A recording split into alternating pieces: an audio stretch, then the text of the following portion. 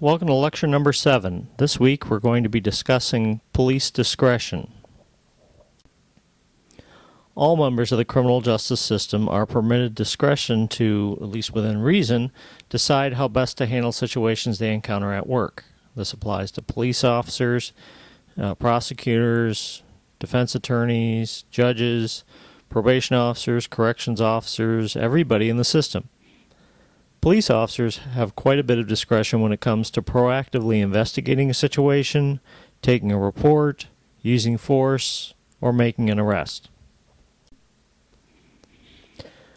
All of the theories that you encountered in Lesson 4 deal with explaining how criminal justice actors use their discretion. Did you pick that up by now?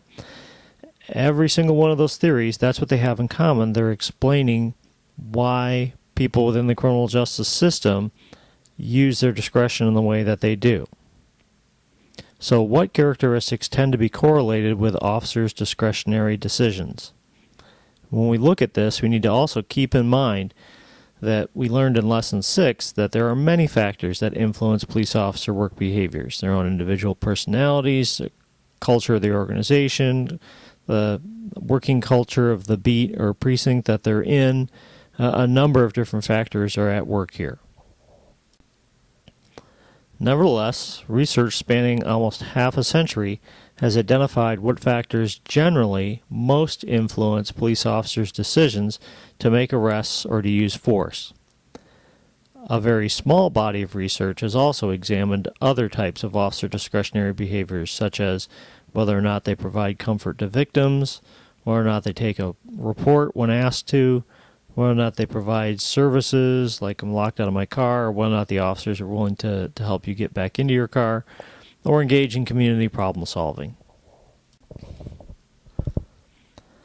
The outcome behaviors we're looking at, like arrest, use of force, whether or not they issue a citation, whether or not they take a report, those are outcomes. Those are dependent variables. The predictors we're going to examine are independent variables, and the predictors or independent variables examined by researchers tend to be grouped into 3 main categories. First off are legal variables. These include the amount and type of evidence involved in the situation, number of witnesses are present, and whether or not they're willing to make a statement, the seriousness of the offense, is it just a misdemeanor or is it a felony, was there injury involved, things like that. Violence level, was it minor violence or serious violence? Was a weapon involved? The suspect's prior record, so things like that are legal variables. Then there are extra legal variables, things outside the legal questions.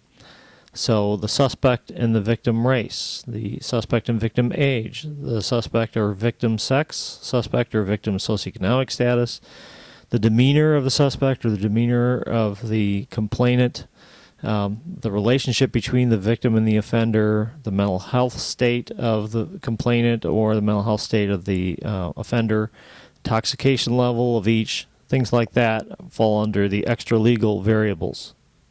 Then there's a third category of all other variables, most of them dealing with situations and the officer characteristics, such as officer age, officer sex, officer race, officer education, officer training level, officer experience, their mood, the type of call, the time of day or hour of the shift, the call for service workload in the area, lots of things like that are also examined. Now, 2 of the 3 readings for this week are coming out of this book, Fairness and Effectiveness in Policing the Evidence. This book is actually a report written for Congress. In 1994, Congress passed what was called then the Clinton Crime Bill, but its actual name is the Omnibus Crime Control and Safe Streets Act of 1994. And in that, there was a lot of federal funding that was going to be given to criminal justice agencies to improve the criminal justice system, millions and millions and millions of dollars. And before Congress, which at the time, Bill Clinton was a Democrat president, and the House and the Senate were predominantly Republican, a lot of battle going on between them. They said, well, before we accept this bill, we want to know what happened to all that money that was given out back in 1968. Congress authorized millions of dollars back then for criminal justice research, and what did we learn from that? Well, academics know what we learned from that, but it's never been organized into one place for legislators.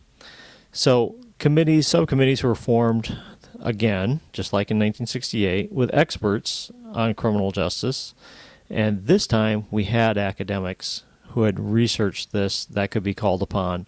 So we had criminal justice professors put together in these different subcommittees.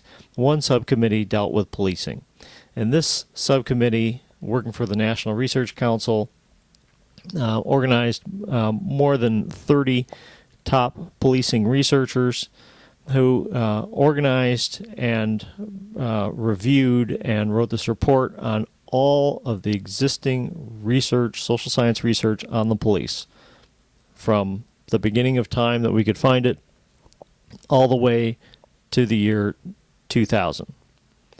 So all the way through 2000, when this subcommittee was finally formed, I know I said the bill was passed in 94, but it took that long to get their act together. So in 2000, this committee met, reviewed all the existing literature up to 2000, or through the year 2000, and summarized it in different chapters based on different topics in this report that was then given to Congress.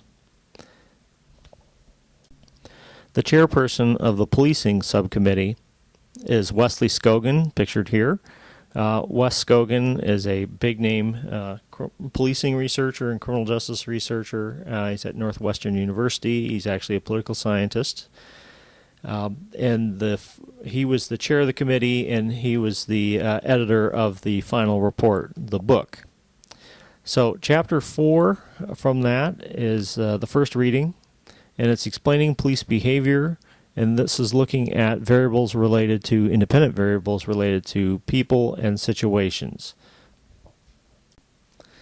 Then we have another chapter, Chapter 5 out of that report, explaining police behavior, organizations, and context. So looking at neighborhood level characteristics and police organization level characteristics. So it's reviewing, these two chapters review all the known research all the way up to the year 2000. On what is correlated with officer discretionary decision making, both at the individual officer level, the victim, the suspect, the situation that they find, the organizational culture, all those things. And in these two chapters, they summarize everything that's already known in that prior research. Then your third reading is from me, research that was just recently published. And so it comes after that 2000 report to Congress, and it looks at something that's never been looked at before, looking at just officer mood. Does the mood of the officer on that day that you encounter him or her influence whether or not they're going to make an arrest? So I'll let you read that and figure out what I found.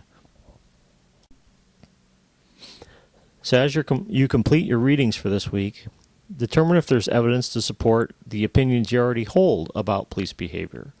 I'm sure you already have opinions on these different factors and how you think they influence police officer decisions. Well, see if it matches up with what the bulk of the research is revealing. So, for example, are people of color more likely to be ticketed and arrested than whites, all other things being equal? Well, we'll see if there's evidence to support that. Are men more likely to be ticketed or arrested than women, all things being equal? So, for instance, if you have a man pulled over for doing 75 miles an hour in a 35 zone and a woman being pulled over for the same offense, and they both have one prior criminal arrest, I mean, are they treated equally? Well, tell me what you find out from the readings this week. Does age matter? Are younger people treated better by the police or older people treated better by the police? What matters in arrest decisions? What are the factors, the main factors that stand out, are the primary drivers of what determines whether or not an officer places someone under arrest or not? So don't forget to take quiz number 7 and make sure you're working on writing assignment 2. It's due at the end of next week, so make sure you're moving on it. If you have any questions, any concerns, as always, be sure and email me.